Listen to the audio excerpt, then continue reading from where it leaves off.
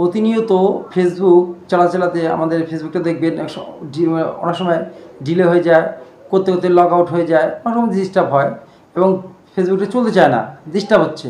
তখন আমরা কি করব, যে এটাকে স্পিডটাকে বাড়িয়ে নেওয়ার জন্য চলুন আমরা একটা ছোটো একটা সেটিং দেখে দিই।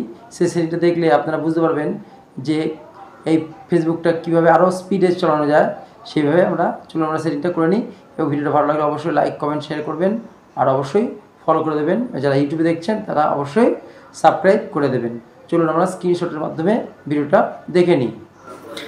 প্রথমে আমরা চলে যাব ফেসবুকে যাওয়ার পরে আমরা প্রোফাইল এখানে যেয়ে টিপ দেবো সেটিংয়ে টিপ দেওয়ার পরে দেখুন চলে আসবে এরকম একটি ইন্টারফেস।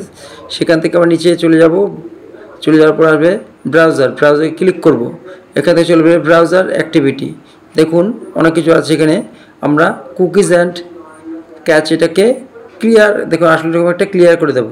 ক্লিয়ার করে দিলে আপনাদের যত কুকিজ আছে, আপনাদের অ্যাড যেগুলো হয়, যেগুলো আপনার ফেসবুকটাকে জাম্প করে দেয়, সেটাকে পরিষ্কার করে দেবে এবং আপনার ফেসবুকটা স্মুথলি চলবে। ধন্যবাদ। ভিডিওটা ভালো লাগলে অবশ্যই শেয়ার করবেন, কমেন্টস করবেন এবং আমার সঙ্গে থাকবেন। নমস্কার।